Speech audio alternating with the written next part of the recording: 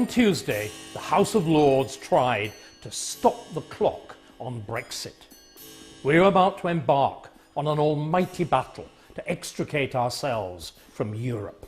The last thing we want is a bunch of truculent peers breaking ranks before we've even begun.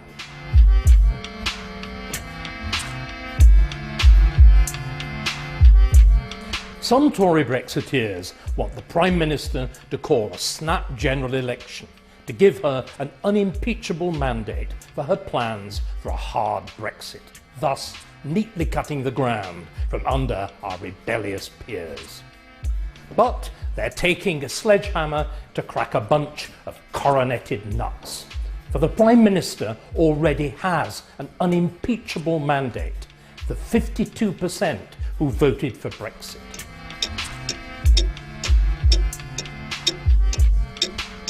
And she should use this mandate to threaten, and if need be, to carry out a mass creation of peers who are committed to an orderly progress to Brexit.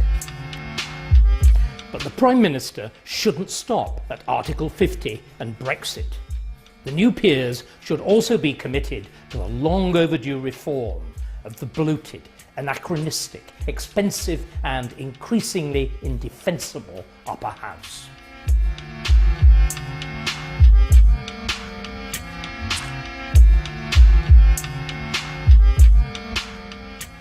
The new House of Lords must be much smaller, largely elected, weighted to the regions and the four nations, and, above all, its legislative role and its subordination to the Commons must be put beyond doubt by a written constitution. For our much vaunted unwritten constitution is now, as the antics of the judges and the peers demonstrate, a source of major instability this time of national crisis. Theresa May has seen off the Etonians. She needs to call time on the House of Lords.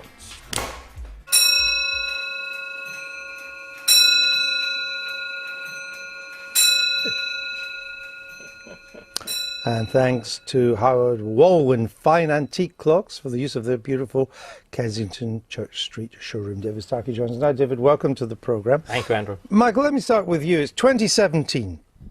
Why is our second chamber still unelected, still partly hereditary, and still called the Lords?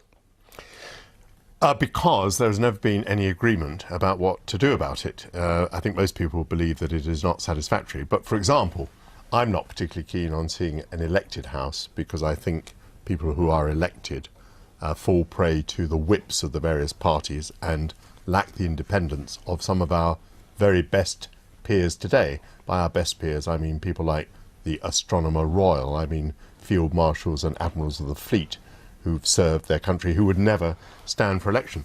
So it has been the lack of agreement on what to do about this that has brought about the present situation. What I think is so unfortunate is, as a nation, we're usually rather good at having unimpeachable processes. We ought to be able to appoint the House of Lords in a way that's absolutely beyond corruption and suspicion. But unfortunately, the House has been corrupted massively by Prime Ministers who have appointed third-rate members of Parliament that they wanted to get rid of at an election so that they could put their placemen in, and of course putting in people who've paid lots of money into their parties. Lisa, why have we not been able to reform it properly? Well, because we can't agree on what to replace it with, that's right. But where I don't agree with you at all is about the House of Lords not being elected. I think I agreed with a lot of what you said in that piece, but the problem for me is not that the House of Lords is willing to challenge the Commons. That, I think, is incredibly important. We get it wrong in the Commons quite a lot, and we should be challenged. The problem is that they have no basis to do it at the moment, and the only way... No democratic legitimacy. Yeah, is to elect them. Tell Michael why he should be elected, or at least partly elected. Lisa's made the point. We are in a democracy. Not that you would know it, by the way, from the verdict of the Supreme Court. I mean, this again is the problem. We are so unclear what the source of sovereignty is. We prattle about the idea of parliamentary sovereignty. You'll love this, Andrew. Do you know who invents parliamentary sovereignty? Michael probably will. Henry VIII. Henry VIII invents the concept of an independent national parliament distinct from any other form of authority. That's the Pope. And there's only one sovereign in Parliament. Again, Michael will tell us, the enacting clause of an Act of Parliament, be it therefore enacted by the Queen's most excellent majesty. Only the Queen is sovereign in Parliament. The Commons and the Lords merely assent to it. Now, this, in other words, we have a total pantomime. I'm sorry, our Constitution has become a pantomime. It's a Gilbert and Sullivan pantomime that doesn't recognise democracy, doesn't look at the role of a sovereign people, is totally incompatible with a functioning 20th century democracy. But politicians have found it very convenient. I mean, I don't know if you've seen the BBC documentary, Meet the Lords. In most countries, when politicians' careers are over, they're over. You know, Barack Obama's career is over. Bill Clinton's career is over. Begun, I think. When Angela Merkel steps down, her career will be over. But in this country, they get a second chance. I mean, you saw all these faces. Half of them I thought were dead. And they're in the House of Lords. They are. And it suits them. It's the way of the political establishment providing a lovely retirement home that keeps their importance and gives them 300 quid a day as well.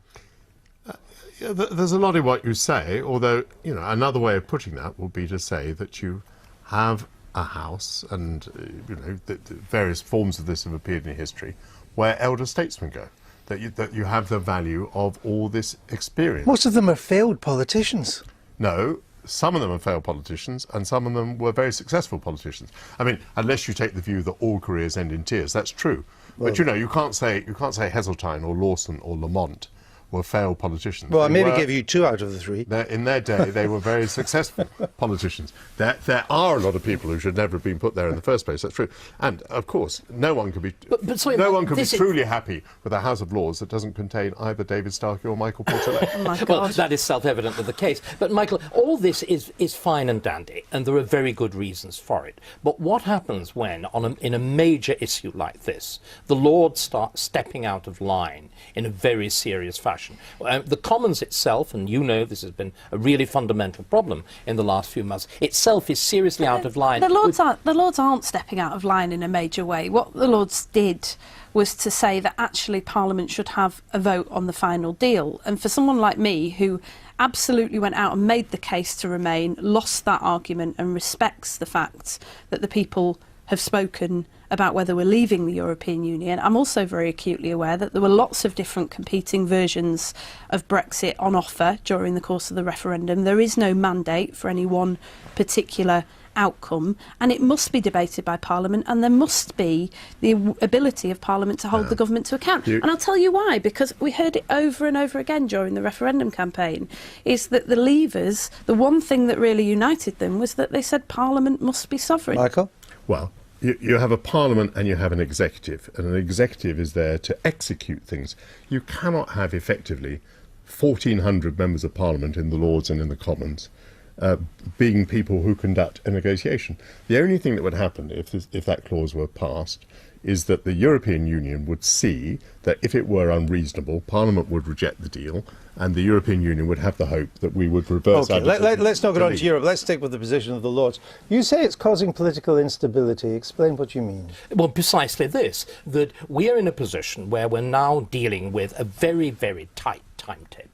It's a timetable of merely 2 years. We're dealing with an extraordinarily difficult negotiation, the point that Michael has just made now, that if this clause were actually to be accepted, it effectively gives Europe the obvious negotiating tactic: be as difficult as possible, and the negotiations will fail. And I'm sorry, Lisa, you really do have to understand that the Lords is not the proper... No, the Lords... Very pleased that there's a bunch of men here to explain to me how it works.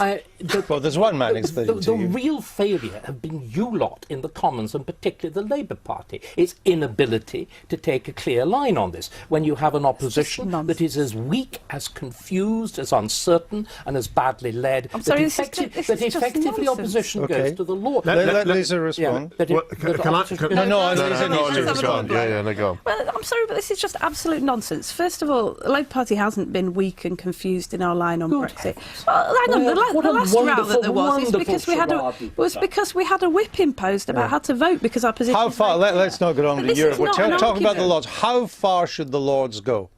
How far should the Lords go in terms of In the challenging two us amendments and that they holding us to passed? account? Well, I think that they're absolutely right to have passed those two. No, I know that, amendments. but how far should they go? How far should they go in terms of challenging? Yeah. Well, I think they've made their views pretty clear.